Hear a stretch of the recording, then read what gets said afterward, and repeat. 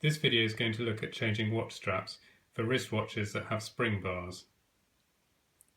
The first one we'll look at is the standard spring bar, which is here, and this has a solid bar to the centre and then sprung ends which just push in like this.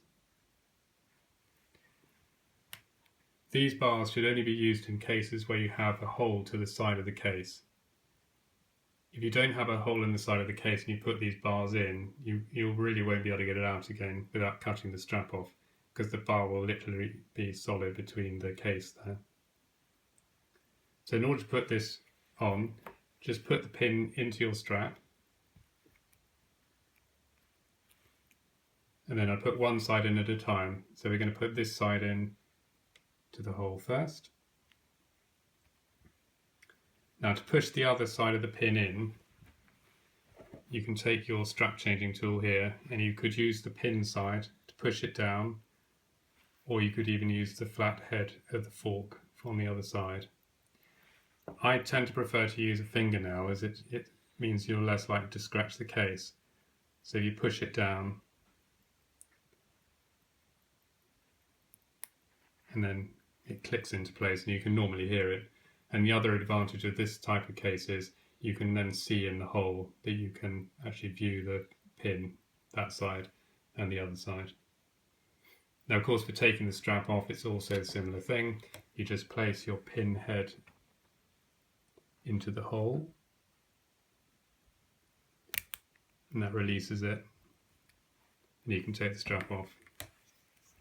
So we now move on to the flanged type. So this watch here doesn't have a hole to the side, so we use a flanged pin like this.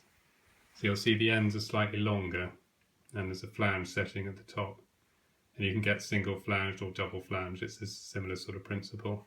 Again, it's sprung, and the idea with these is the flange, you can use your fork end here to engage and pull down for when you're taking the strap off. So again, when you're putting the strap on, just put the pin into your strap and then you find your hole. I'm going to put it in this side first. Now, rather like the other one, I normally just use my thumbnail to do it, but you can use the forked end, which is what it's for, around the top of the flange, and I'm just pulling down, slotting in as close to the hole as I can find, hopefully without it peeing out every time. There we go. And that's clicked into place. And what I do is normally give it a good tug to make sure that it's really firmly in place once I've finished. And you can also pull the strap down slightly if you want to check that it's in the hole in both sides. Now to take the strap off, you take the forked end of your tool. Try and pull the strap away first so you know where you're aiming for. And then I'm putting it in. I've got it in the groove at the top of the flange, and then I'm just pulling down, releases the strap, pull it towards me, and out it comes. It's always best to take it out this way, because if you do have an accident with the tool, you're going to scratch the back of the case rather than the front of the case. Another type that you might encounter is quite unusual actually, but these are called female lug pins, and these ones have hollow ends to them.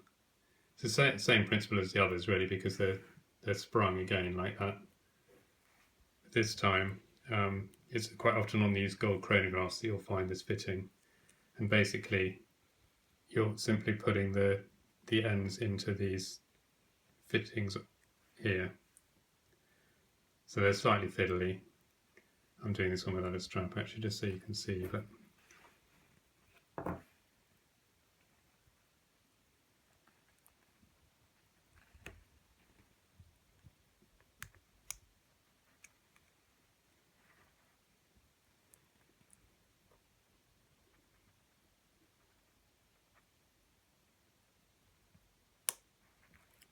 and there we are, that's in place now.